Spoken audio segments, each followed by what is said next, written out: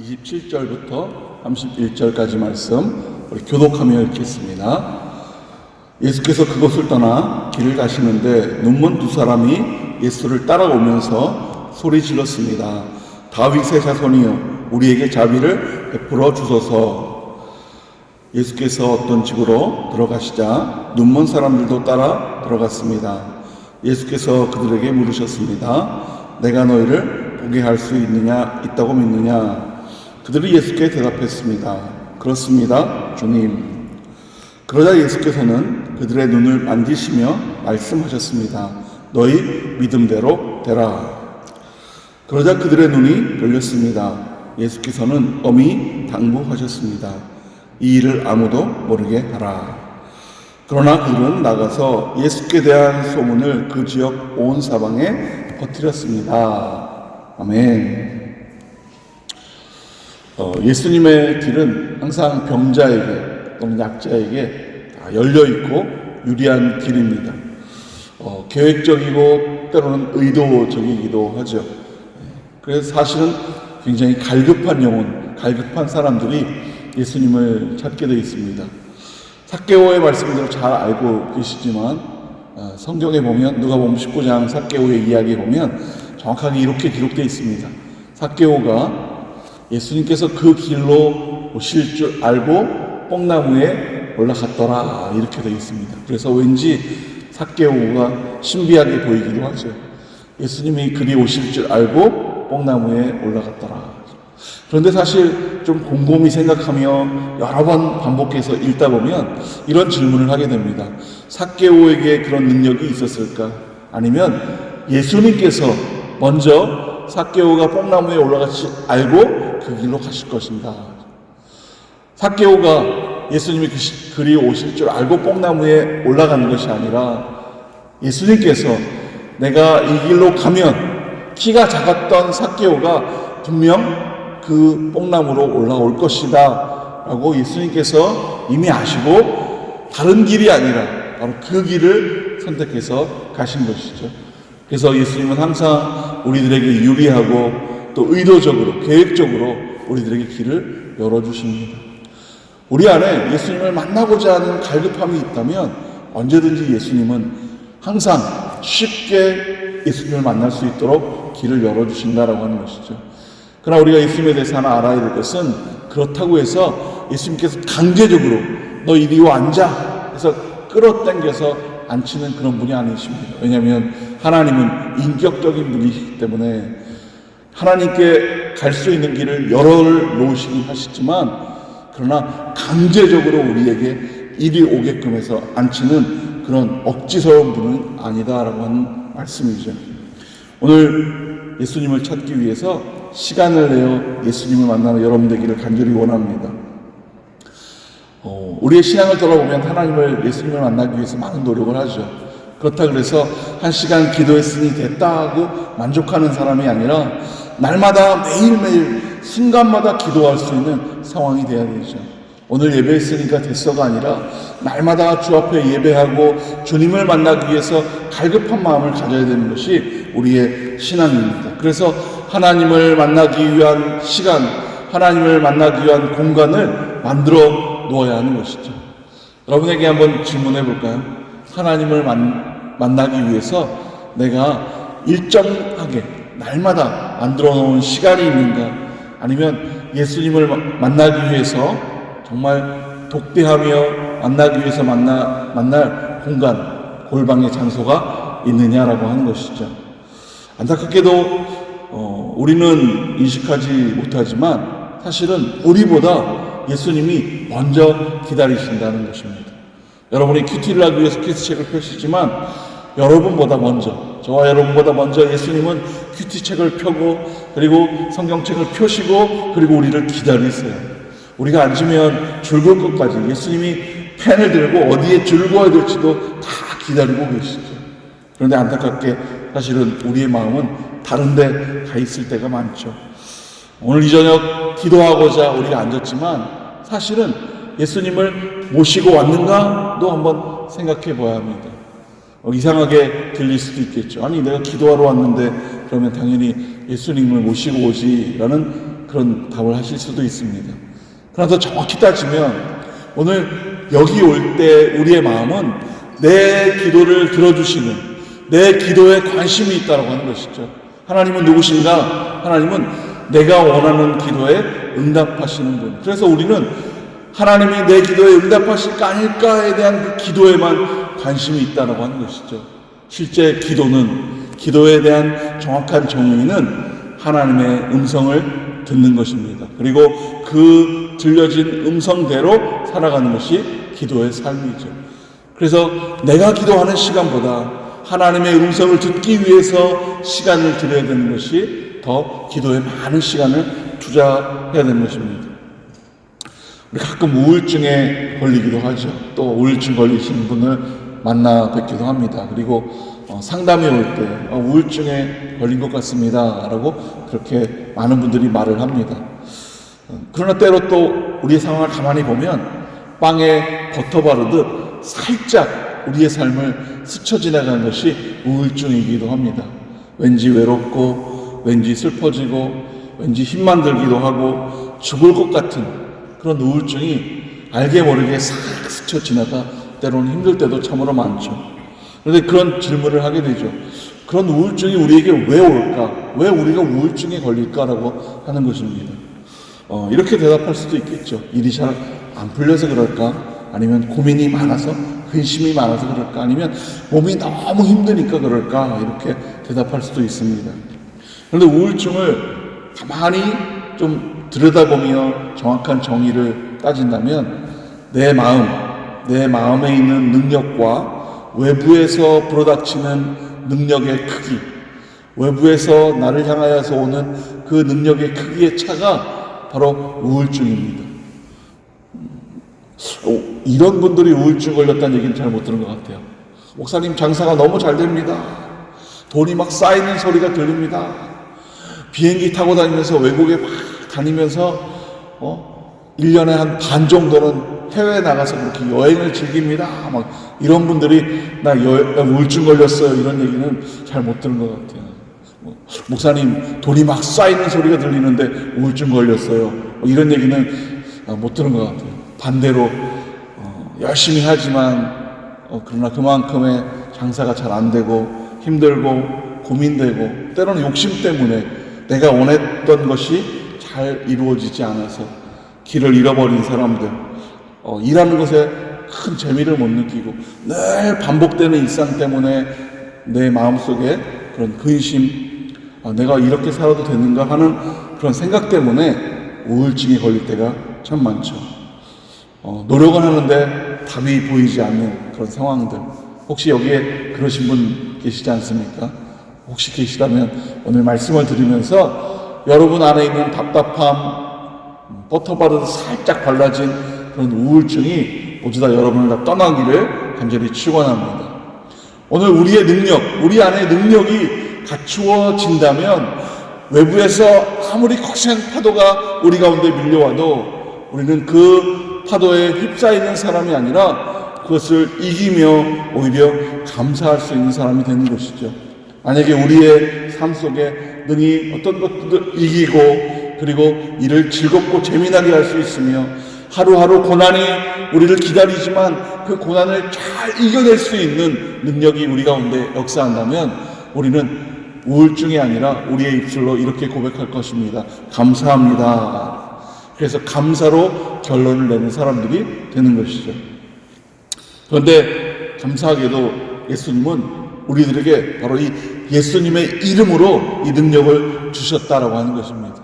세상의 쓰나미처럼 우리들에게 고난이 불어닥칠지라도 예수님을 믿음으로 말미암아 예수님의 이름으로 그 쓰나미 같은 고난, 어려움, 환난들을 이겨낼 수 있는 능력이 우리 가운데 있다라고 하는 것입니다. 오늘 여러분은 어떤 분이신가? 그 쓰나미를 이겨낼 수 있는 능력을 소유하신 분들이실 뿐 아니라 우주의 중심 되신 예수님과 함께 우주의 중심으로 말미암아 어떤 일이든지 능히 이겨내고 또 감당할 수 있는 아주 큰 능력을 소유한 분입니다. 파도가 불지만 예수님과 함께 파도 타기를 하면서 결론적으로는 다 이기고 승리할 수 있는 그런 분이다라고 하는 것이죠. 오늘 그러한 능력이 여러분 가운데 가득하기를 간절히 축원합니다. 오늘 우울증에 걸려있고 고독과 어려움 속에 있을 때 우리 가운데 치료제가 있다면, 환난과 어려움을 이겨낼 수 있는 치료 방법이 있다면 다른 것이 아니라 바로 예수님의 이름이죠. 예수님을 정말 정확하게 만나야 되는 것입니다. 이렇게 그런데 질문할 수도 있을 것입니다. 그 정도는 저도 알고 있는데 그런데 어떻게 만날 수 있습니까? 이렇게 질문할 수도 있죠. 지난주 말씀 속에 우리 제자들이 예수님과 함께 배를 탔던 그런 일이 있었습니다. 예수님이 사람들을 떠나서 배에 오르자 제자들이 배를 타고자 뒤따랐더라, 이런 내용이 있었어요. 아마 배를 타는 제자들은 신났을 것입니다. 왜 그렇습니까? 제자들의 대부분은 뱃사람들이죠. 그래서 배를 타는 것이 전문가들입니다. 배를 타면 무엇을 해야 될지 잘 알고 있었기 때문에 전문가로서 신나죠. 재미나고 신나는 일을 하는. 저도 목사의 신분을 갖기 전에는 회사를 좀 다닐 때 설계 일을 하는, 그림을 그리고 막 이렇게 했기 때문에 지금도 목회 일을 하지만 가끔 설계 도면을 보거나 아니면 그렇게 만들어진 어떤 금형으로 만들어진 어떤 작품들을 보거나 또 제가 직접 그런 그림들을 좀 그려볼 때는 정말 막 신납니다. 그리고 제가 설계할 때 제가 잘 그렸던 것이 뭐냐면 나사의 나사. 혹시 나사를 아십니까? 미국에 있는 우주항공사 나사 말고 이렇게 끼워 맞추는 나사, 이렇게 돌려서 끼우는 나사를 전문으로 잘 그렸던 사람인데 나사만 보면 기분이 좋습니다. 아마 이 뱃사람이었던 이 제자들도 똑같았을 것입니다. 예수님을 따라가기는 했지만 예수님을 의지하지 않는 것이죠. 배를 타러 배 위에 올라갔지만 자신들이 먼저 가장 잘 알기 때문에 예수님을 따라가지 않는 것입니다. 혹시 여러분 중에 그런 분 계십니까? 오랜 신앙생활을 했고 나는 성경을 잘 알고 있고 그리고 하나님이 예수님이 어떤 분인지 알기 때문에 또 내가 주일마다 예배하기 때문에 이 정도면 하면 돼라고 여러분 스스로 여러분의 신앙, 여러분의 믿음을 만족하는 분이 계십니까? 힘들고 어려울 때 예수님을 붙들고 그리고 어려울 때만 하나님을 만나는 것이 아니라 날마다 하나님을 만나야 됨에도 불구하고 내가 이 정도는 내가 할 수 있어, 내가 이길 수 있어, 내 믿음 정도면 다 할 수 있어 라는 혹시 그런 마음으로 사시는 분이 안 계십니까? 오늘 뱃사람들은 예수님의 뒤를 따르기는 했지만 그러나 예수님을 의지하지는 않았죠. 그런데 정말 예수님을 의지할 수밖에 없는 일이 생깁니다. 어떤 일이 생겼습니까? 쓰나미급으로 찾아오는 그 파도를 이길 수가 없었습니다. 항상 배를 타면 파도 치는 거는 늘 있었기 때문에 제자들은 그냥 밥 먹듯 어떻게 하면 되는지 알았는데 이번에 만난 파도는 정말 어떻게 할 수 없는 허둥지둥되는 그런 결과가 있었죠. 쓰나미급 파도가 덮치니까 그제서야 정답을 찾기를 원합니다. 그래서 예수님께 찾아갔죠. 그랬더니 예수님이 원하시는 것이 바로 예수님이 찾아오는 것이 사실은 아니었습니다. 왜냐? 예수님은 이미 제자들에게 예수님의 이름의 능력을 주었기 때문에 내 이름을 사용하여 저 바다에 명하여 저 바다를 잔잔케 하는 것이 제자들의 일이었다라고 하는 것이죠. 그래서 제자들에게 믿음이 적은 자야, 믿음이 없는 사람들아 이렇게 혼을 내며 바다를 잠잠케 하시죠. 오늘 여러분에게도 마찬가지입니다. 힘들고 어려울 때 예수님 막 부르짖긴 하지만 그러나 또 해야 될 것이 있다면 예수님의 이름으로 명하여서 사단을 대적하고 고난을 대적하고 나에게 불어닥치는 쓰나미급 같은 어려운 모든 일들을 예수님의 이름으로 이겨낸다라고 하는 것입니다. 예수님의 이름으로 명하노니 파도는 잔잔해질지어다. 예수님의 이름으로 명하노니 병만은 떠나갈지어다. 예수님의 이름으로 명하노니 나에게 찾아오는 우울은 다 사라질지어다 하면서 예수님의 이름을 사용하여 오늘 이기는 것입니다. 오늘 기도 가운데 오늘 이 기도를 통하여 여러분을 찾아오는 고난과 환난을 이겨내는 능력이 여러분 가운데 있기를 축원합니다. 이 일은 당시에 예수님과 함께 있었던 사람뿐만 아니라 더 감사한 것은 예수님이 십자가에 죽으시고 부활하시면서 더 더 강력한 이름을 우리에게 주셨다라고 하는 것이죠. 내가 너희와 함께 할 것이다 라고 말씀하며 예수님의 이름을 부르짖는 자들에게 항상 승리를 주셨다는 것입니다. 오늘 기도할 때 우리가 어떻게 기도합니까? 예수님의 이름으로 기도했습니다 라고 하는 그 능력으로 오늘 기도하며 부르짖는 것입니다. 예수님의 능력을 힘입어 기도할 때 승리가 우리 가운데 찾아오는 것이죠.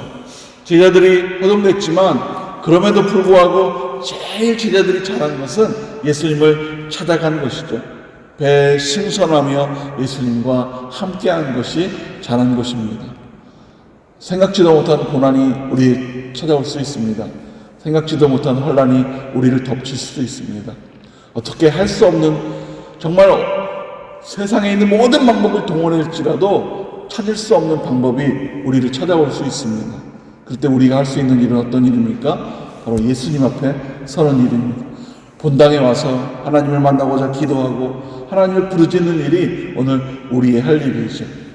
오늘 그렇게 예수님을 믿고 기도할 때 여러분의 마음속에 있던 모든 고난과 혼란이 다 벗겨지고 하나님의 은혜를 입는 오늘 이 저녁 되기를 간절히 축원합니다.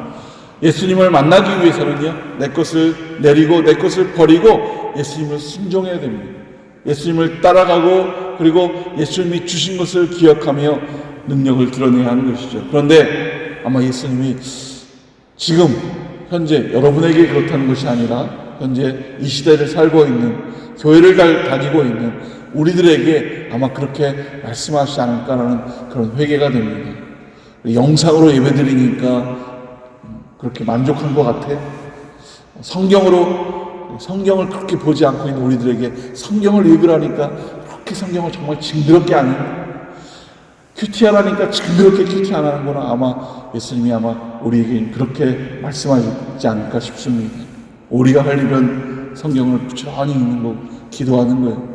순종은 큰 것이 아니라 바로 순종의 시작은 성경책을 들고 하나님의 말씀을 읽는 것입니다. 그리고 기도하는 것이에요. 그때 하나님이 말씀하신 것이 귀에 들리게 되고 그 음성대로 살아가고자 하는 능력이 우리 가운데 역사하는 것이죠.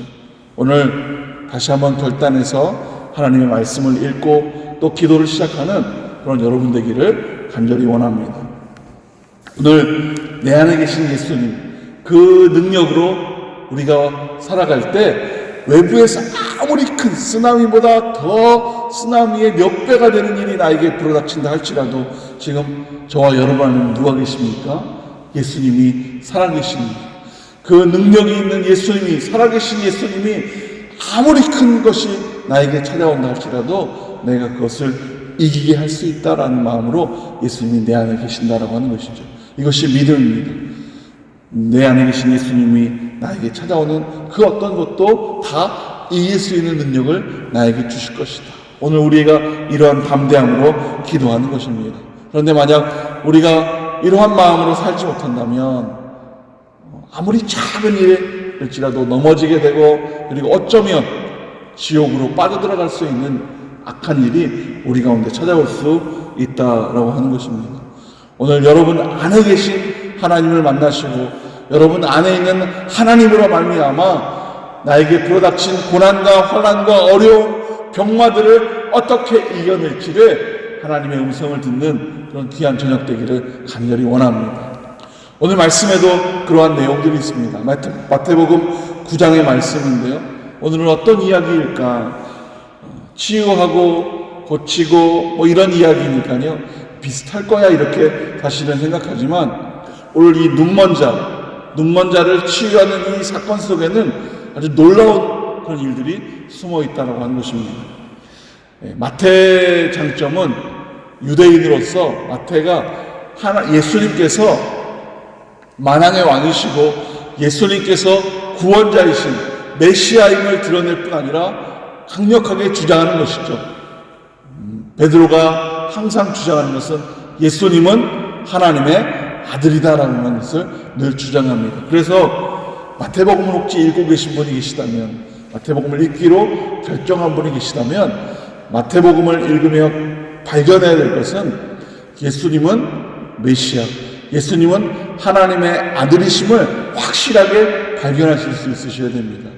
만약 여러분이 정말 마태복음을 읽으면서 순간순간 예수님의 그 사건 속에서 역시 하나님의 아들이시구나라는 것을 발견하며 그것을 확실히 믿는다면 아주 강력한 능력을 소유할 수 있는, 하나님의 능력이 여러분과 함께 할 수 있는 그런 신앙인이 되는 것이죠. 예수님이 메시아 되신, 예수님의 왕 되신, 이 예수님이 구원자라는 사실은 사실 마태가 기록하기 전에도 기록된 곳이 있습니다. 어디에 기록되어 있을까요? 바로 구약에 예수님이 메시아라는 것을 기록되어 있죠. 이사야 35장 4절 5절 말씀인데요. 우리 자막을 참조해서 같이 한번 읽어보겠습니다. 시작. 불안한 마음을 떨치지 못하는 사람들에게 말하라. 힘을 내라. 두려워하지 말라. 너희의 하나님을 보라. 하나님께서 안갚음하러 오신다. 하나님께서 오셔서 원수 갚으시고 너희를 구원하신다. 그때 눈먼 사람의 눈이 열리고 귀 먹은 사람의 귀가 뚫릴 것이다. 아멘. 그래서 마태는 지금 눈먼 사람을 기록하고 있는 것입니다. 왜요? 이사야의 말씀이 실제 우리의 삶 속에 증거되고 있다는 것을 많은 유대인들에게, 이 마태복음을 읽는 많은 사람들에게 증거하고 있는 것이죠. 이 이야기는 내가 만들어낸 이야기가 아니라 구약에부터, 이사야 때부터 이미 예수님에 대한 증거와 그런 기록들이 이미 기록되어 있는 것이고, 그리고 기록으로만 끝난 것이 아니라 바로 이분 예수님이 오셔서 지금 이 구약의 말씀이 실제 응답되고 있다는 것을 마태가 기록하며 증거하고 있는 것이죠. 그래서 성경은 성령의 감동으로 된 것입니다.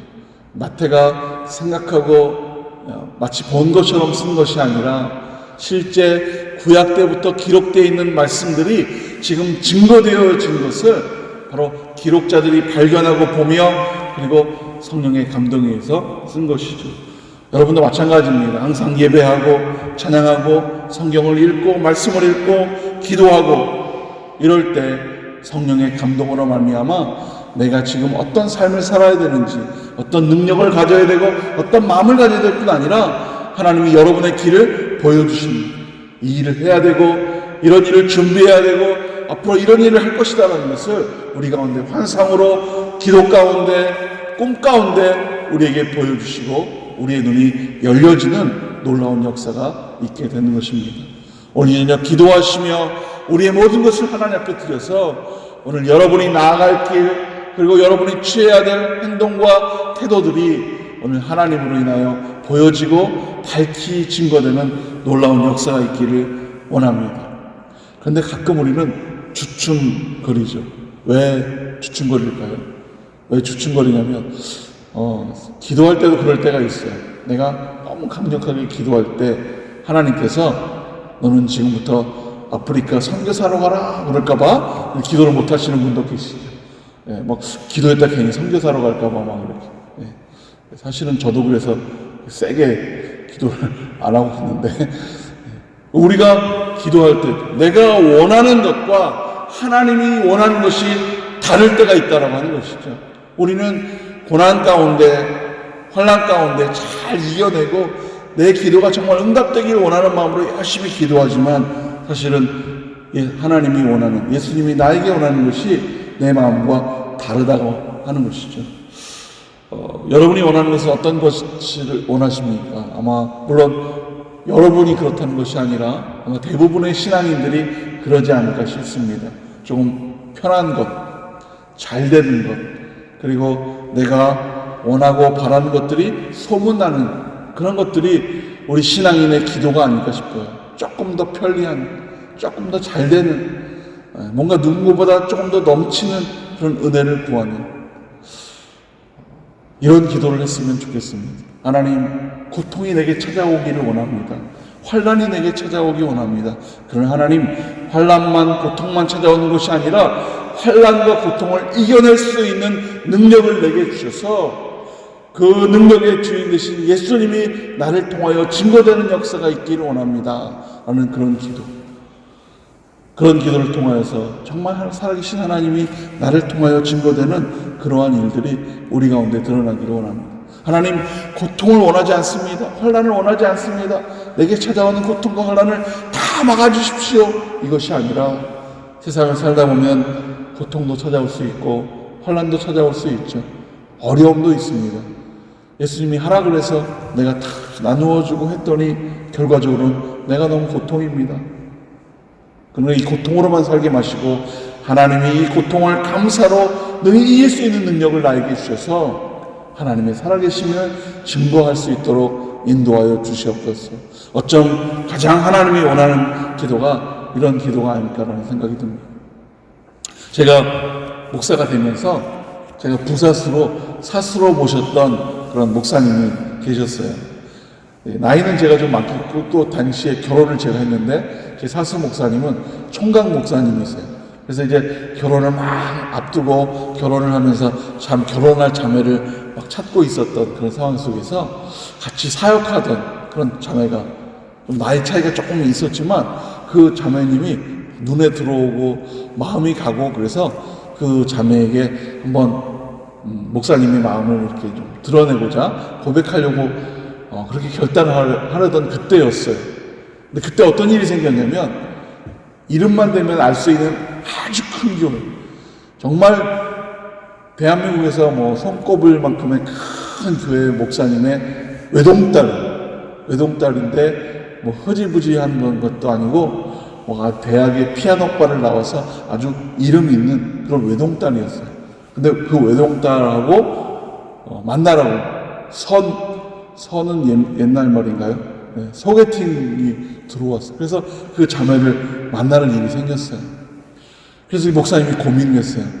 마음이 있고 같이 사역하고 함께 했던 이 자매에게 결혼을 하자고 말을 해야 될지, 아니면 가장 큰 교회, 정말 그 외동딸하고 결혼만 하면 어쩌면 사위로서 그 교회의 담임 목사가 될 수 있는 그런 일이, 권력을 가질 수 있는 그 위치로 갈 수 있는 그 외동딸하고 결혼해야 될까 막 고민 가운데, 그런데 그냥 평범한 이 자매를 선택하고 결혼을 하셔서 지금도 아들 둘을 낳아서 잘 살고 있습니다. 그런데 나중에 그 목사님이 저에게 이런 말씀을 해주시더라고요. 사단은 항상 하나님이 선물을 주실 때 아주 비슷한 것을 우리에게 주셔서 우리를 헷갈리게 하고, 그리고 하나님 것이 아니라 비슷한 사단 것을 잡음으로 말미암아 멸망케 한다라고 하는 것이죠.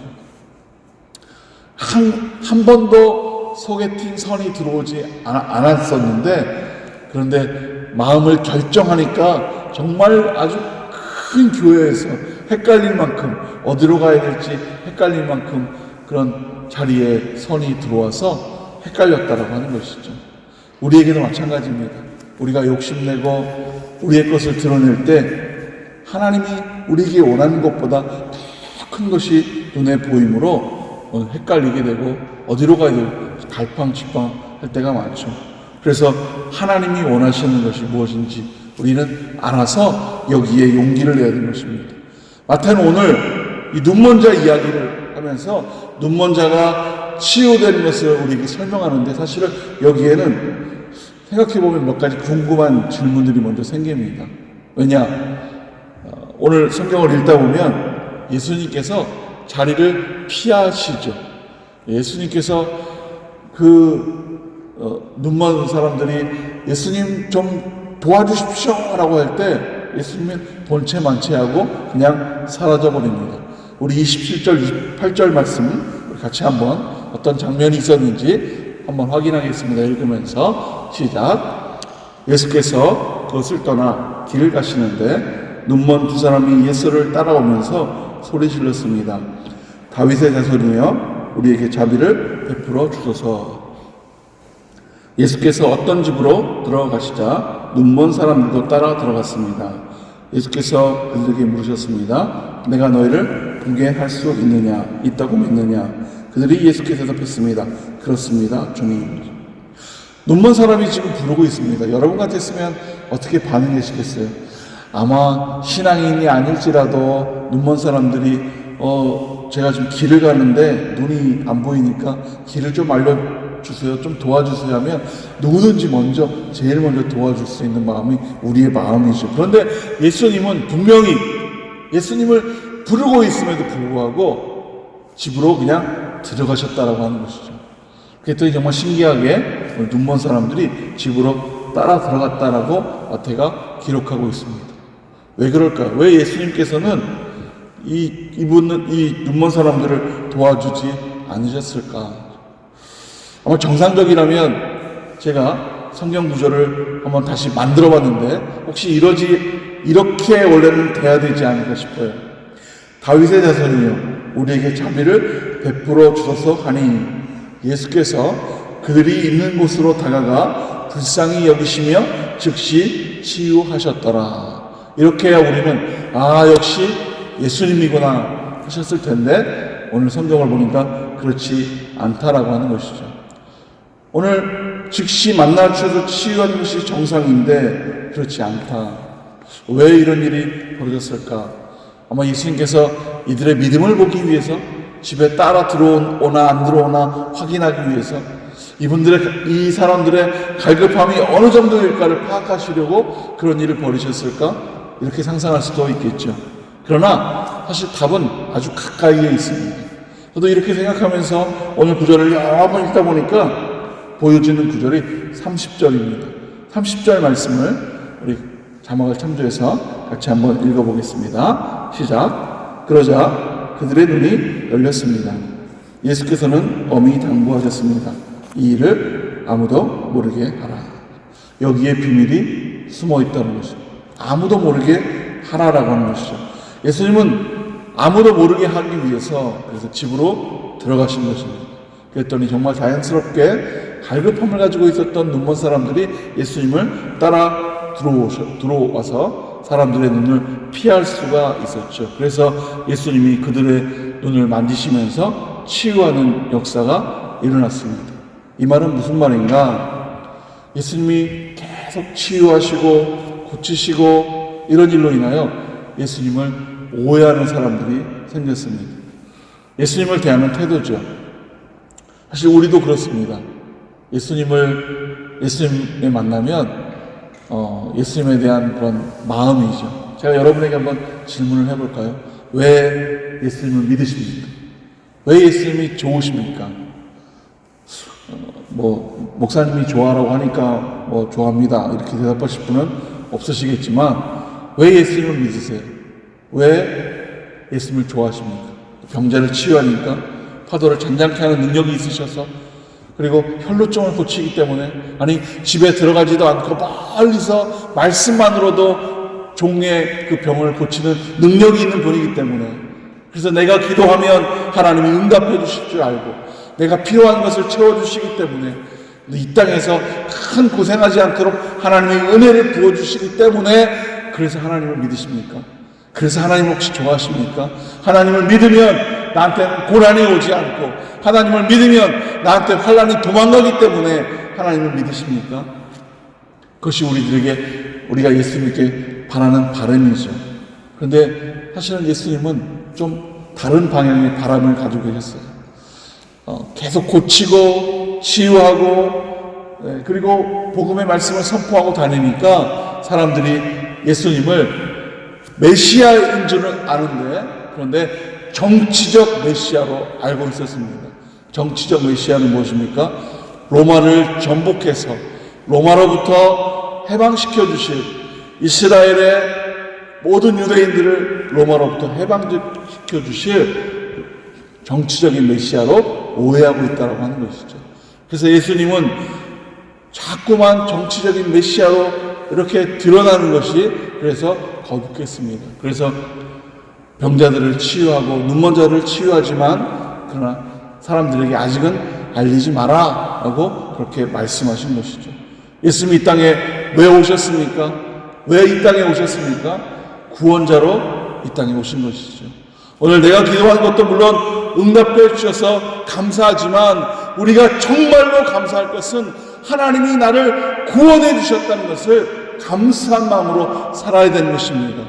오늘 그 구원에 대한 감사는 하루 1시간, 2시간으로 끝나는 것이 아니라 날마다 눈을 뜨면 하나님 오늘도 나를 구원해 주시고, 그리고 항상 구원해 주신 그 하나님 때문에 늘 순간적으로 늘 기도하는 그런 마음으로 살아야 되는 것이 바로 우리의 마음이죠. 그런데 우리는 환난에 치이고 고난에 치이다 보니까 하나님이 나를 구원해 주신 것을 잊어버리고, 그 고난 때문에 괴로워하고 힘들어하고 우울증에 빨리 빠지고 세상적인 방법으로 살아가는 그러한 사람들로 변질되어지고 변화되어진다라고 하는 것이죠. 오늘 저와 여러분이 꼭 기억할 것은 날마다 항상 순간마다 우리 마음속에 감사가 있어야 된다고 하는 것입니다. 무엇에 대한 감사입니까? 하나님이 나를 구원해 주셨구나라고 하는 것이죠. 그런데 우리는 가만히 들여다보면 편리한 것을 너무 좋아하는 것 같아요. 여러분, 편리한 것을 너무 좋아하지 않기를 바랍니다. 편한 것, 편한 잠자리, 편하게 먹는 것, 그것보다는 하나님이 주신 은혜 안에 살기를 갈급해야 되는 것이죠.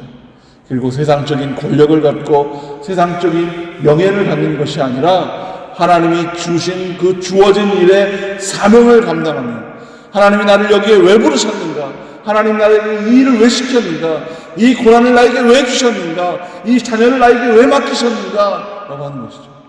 어떤 집사님에게 제가 물어봤습니다. 하도 막 아들 때문에 엄청 고생을 하고, 아들 때문에 학교를 옮기고, 막 그 아들이 학교에서 엄청 여러 막 그 일을 벌려놔서 학교에서 계속 오라고, 오세요 막 너무 아이 자녀 때문에 어려움을 당하는 거예요. 그래서 제가 여쭤봤습니다. 왜 그 아들을 집사님에게 주셨을까요? 그랬더니 너무 잘 알고 대답을 하시더라고요. 이렇게 대답하셨어요. 하나님께서 저를 훈련시키기 위해서 그 아들을 보내주셨습니다. 아들에 대한 원망과 아들에 대한 한탄이 아니라, 하나님이 나를 만나시고 나를 세워주기 위해서 이 아들을 보내셨구나. 아마 조만간, 제가 그렇게 말씀을 드렸어요. 아마 지금은 너무 어려서 초등학교 1학년입니다. 너무 어려서 아직은 잘 모르지만 집사님이 그 마음으로 기도하시면 중학교 1학년, 고등학교 1학년이 되면 어디로 갈지, 하나님이 원하는 것이 무엇인지 깨달아 정말 좋은 대학에, 그리고 하나님이 원하시는 그런 곳에 일을 하고 사명을 감당할 아이가 될 것입니다 라고 제가 사명을 드렸어요. 이것이 하나님이 우리에게 바라는 것들이죠. 하나님 앞에 감사하는 것입니다. 순종하는 것이고, 그리고 우리들의 모습이죠. 힘들어도 감사하는 것이고요, 잘 풀려도 감사하는 것이고요, 나를 보내도 감사하고, 그리고 나를 불러도 감사할 뿐 아니라 나를 보내지 않아도 감사하고 나를 부르시지 않아도 감사하는 것이에요. 제 그런 마음이 있었어요. 나도 좀 교회다운 교회, 크지 않더라도 교회다운 교회에서 그렇게 사역을 해야 되지 않을까라는 그런 마음이 있었지만, 그것이 아니라 하나님이 부르신 그 길갈에서 처음 하나님을 만났던 그 사랑으로, 하나님 첫사랑을 가지고 하나님께 대하는 그 자세가 중요하지, 내가 무엇을 하느냐는 별로 중요하지 않다라고 하는 것이죠. 오늘 여러분이 어떤 것을 하느냐가 중요한 것이 아니라 오늘 여러분 마음속에 하나님의 능력이 있느냐라고 하는 것입니다.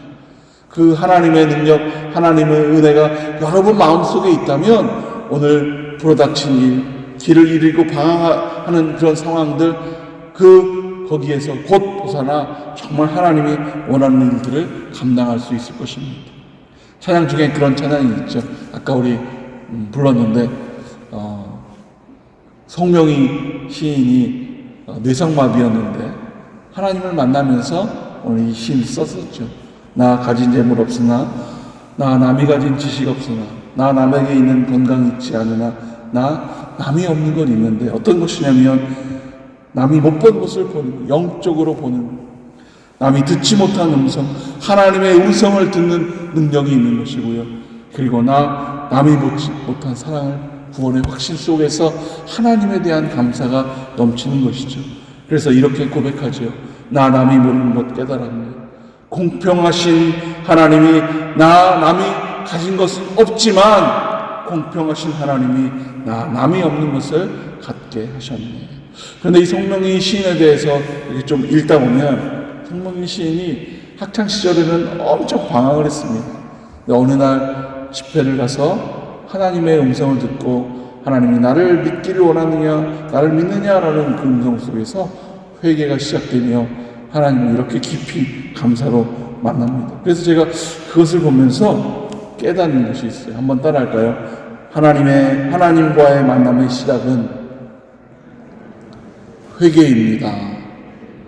한 번 더 따라할까요? 회개의 연속은 감사입니다. 하나님을 만나고 회개했더니, 그리고 그 회개를 줄기차게 했더니 바로 이러한 시를 만들어내므로 우리들이 감사할 수 있는 그런 환경을 만들어 주셨죠. 눈먼 사람들도 어떻게 됩니까? 갈급함 속에 하나님을, 예수님을 쫓아갔더니 눈이 열리게 됩니다. 오늘 우리도 예수님이 왕 되심을 고백해야 됩니다. 나의 메시아고 내 기도를 들어주시는 분으로 찾아오신 것이 아니라 나를 구원하시고 환난과 어려움 속에서도 나에게 능력을 주셔서 그 능력으로 무엇이든지 이길 수 있게 하신 분이 바로 예수님이시다라고 하는 것이죠. 길이 열릴 것이고 눈이 열릴 것이고 그리고 우리의 소망이 열릴 것이다라고 하는 것입니다. 예수님이 우리와 함께 하신다면 이러한 일들이 있는 것이죠. 그런데 이러한 일의 시작은 내 것을 내려놓고, 내 것을 붙잡는 것이 아니라 내 것을 내려놓는 용기가 있으셔야 돼요. 세상 것을 붙잡는 것에서 이 일이 잘 될 거야 하는 희망과 소망에서 그것을 좀 내려놓고 하나님이 해주시기만을 기다리며 하나님께서 능력 주시기를 원하며 하나님의 일을 소망하며 꾸준하게 하는 것이죠. 어떤 분이 하루에 1시간씩이요 3년을 기도했답니다. 꾸준하게 기도했다. 엄청난 기도죠. 3년을 꾸준하게 기도했는데 그 3년째부터 문이 열리고 소망이 열리고 그래서 정말 많은 사람들한테 이렇게 칭송받는 그러한 사람으로 변화된 그런 분을 뵌 적이 있어요. 얼마 전에도 제가 한 2년쯤, 한 3년쯤 되었을 때 제가 알고 있었던 수원의 인근에 있는 분이 남편이 있으셨는데 남편이 뇌에 좀 잘못된 그런 일로 인해서 그래서 하나님 나라로 가셨어요. 40대 때 결혼을 해서 늦게 결혼을 해서 아이를 낳았는데 40대 초반인데 5살짜리 아들과 4살짜리 아들이 있었는데 이렇게 아내와 두 아들을 남겨놓고 뇌가 잘못돼서 그만 세상을 떠난 것이죠. 그래서 제가 그분에게 좀 대구에 사시는 분이신데 대구의 한 자매님께 사업을 하면서 좀 잘 되고 그래서 제가 요청을 했어요. 죄송하지만 한 달에 30만 원씩만, 어떤 분은 크다고 할 수 있고 어떤 분은 작다고 할 수 있겠지만 30만 원씩만 이분들을 도와주십시오. 이 가정은 남편이 있었을 때부터도요 기초생활수급자로 굉장히 어려운 가정이었어요. 근데 남편이 돌아가니까 더 어렵죠. 게다가 아이들이 애착증 때문에 그 아이를 떠날 수가 없는 그런 상황이 있었어요. 그러니까 그 여자 집사님이 아무것도 할 수 없는 그런 상황 속에 있으니 어떤 수입도 벌 수 없는 그런 상황 속에 있어요. 그래서 제가 그분에게 하루에 한 달에 30만 원씩만 좀 후원해 주십시오라고 했더니 이 분이 흔쾌히 그렇게 하겠다고 허락을 했습니다. 그런데 정말 놀라운 일이 생겼는데 그렇게 허락한 다음 달에 남편 집사님이 그 도와주겠다고 하는 그 사업하시는 여자 집사님의 남편 집사님이 회사에서 여러 가지 일들로 인해서 퇴직할 일이 생겨버린 거예요. 그래서 그 집의 그 경기도, 그 집에 있는 환경도 좋지 못한 그런 어려움 속에 빠진 거예요. 그럼에도 불구하고 한 달에 30만 원씩 책임지겠다고 하는 그 이야기를 꾸준하게 도와주시는 거죠. 그렇게 1년, 2년이 지났는데 그 딸이 있었습니다. 딸이 중학교 3학년쯤 됐는데요. 그런데 해외로 호주에 가서 공부를 하겠다고. 한국에서는 잘 적응도 안 되고요. 한국에서는 여러 가지 환경 때문에 그 아이가 제대로 된 그런 공부를 못하는 상황이었어요. 그래서 호주로 가겠다 그러고 그렇게 아이가 먼저 얘기를 해서 그래서 그냥 호주로 보냈어요. 결단이기도 하죠. 딸 한 명을 호주로 보낸다는 거죠. 이 딸이 3학년, 고등학교 1학년이 되면서 그 성적표를 보내왔는데 성적표에 고등학교 1학년에 성적표에 이렇게 돼 있어요. Excellent A. 완전 우수하다는 그 성적표가 온 것이에요. 깜짝 놀랄 수밖에 없는 건 한국에서는 길을 잃고 방황하며 어디다 맡겨야 키워야 될지 모르는 그 딸이 호주로 갔더니 호주에서 받아온 성적표가 바로 모든 것이 다 잘하고 있다라고 하는 그런 성적표였어요.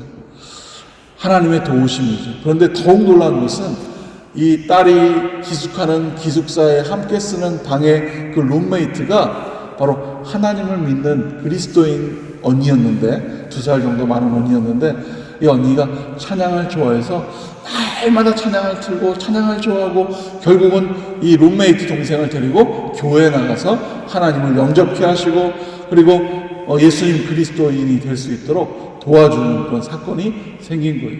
그리고 나서도 늘 찬양을 드리면서 같이 하나님 앞에 고백할 수 있는 그런 환경이 되었던 것이죠. 뿐만 아니라 아주 좋은 성적으로 말미암아 하나님의 은혜를 입었어요. 그래서 이 자매가 내가 이렇게 공부해서 좀 누구나 가기 어려운 대학이 있는데 그 대학 간호대학을 가겠다고 그렇게 지원하며 공부하겠다고 엄마한테 이렇게 편지가 왔대요. 3년 뒤에 엄마는 더 훌륭한 사업자가 되고요.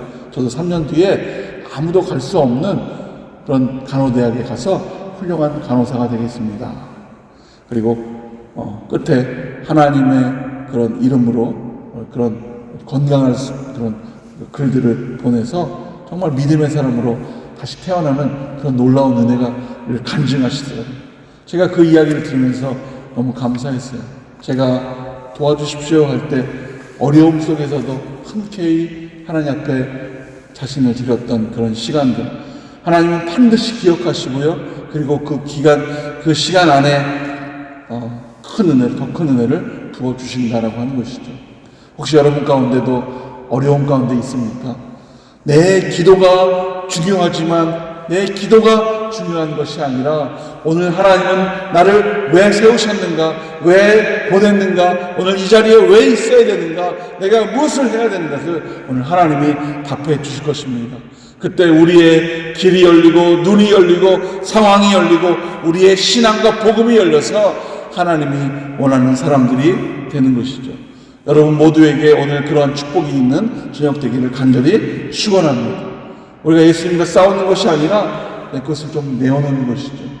내가 원했던 것을 내려놓고 하나님이 원하는 것을 붙들 때 편리함보다는 불편함을 붙들고 그리고 하나님을 원할 때 답은 하나님이 주시는 것입니다. 오늘 이 저녁 같이 한번 기도하기 전에요.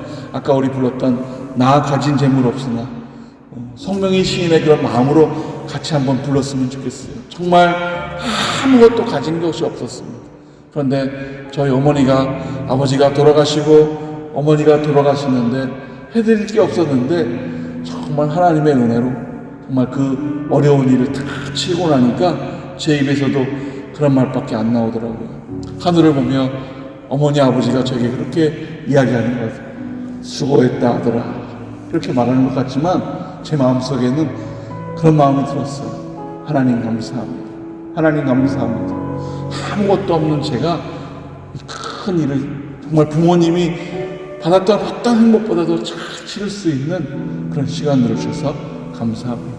아마 여러분에게도 고난, 환난, 길을 잃어버리고 방황하고 믿음이 없는 것 같고 이 나이에 내가 무엇을 하지? 이렇게 살아서 무엇을 하나 하는 그런 고민이 있을 수 있을 것입니다. 그러나 그런 마음이 오늘 여러분 앞에 여러분 마음이 아니라 하나님의 마음으로 변화돼서 그 어떤 사명자보다도 더 기도하고 그 어떤 사명자보다도 생명을 살리고 그 어떤 사명자보다도 더 놀라운 하나님을 증거할 수 있는 놀라운 은혜가 있을 것입니다. 오늘 이 저녁 같이 한번 찬양하며 함께 눈물을 흘리기 원합니다. 나 가진 재물 없지만 하나님을 주셨습니다. 우리 같이 한번 함께 찬양하기 원합니다. 찬양하겠습니다.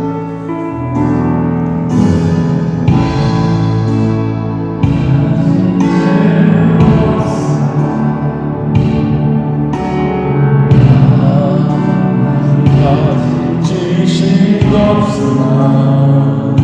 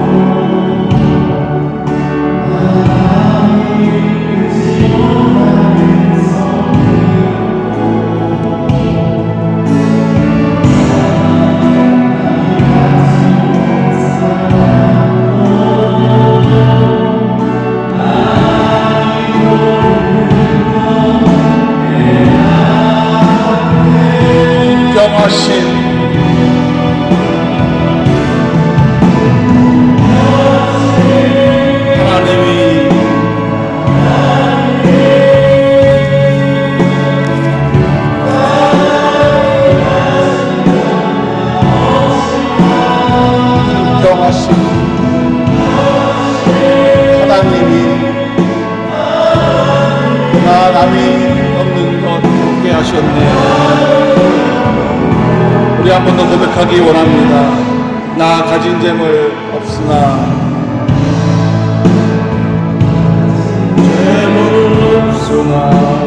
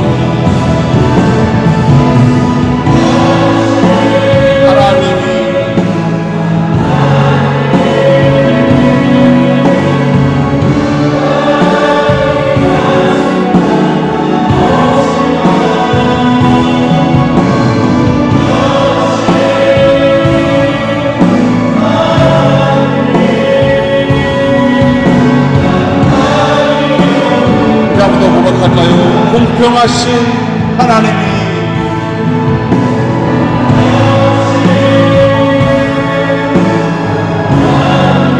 나 남이 가진 것 없지만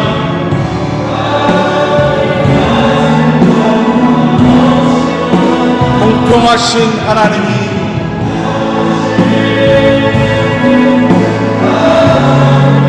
나 남이 없는 것 같게 하셨네. 이 시간 같이 한번 기도하기 원합니다.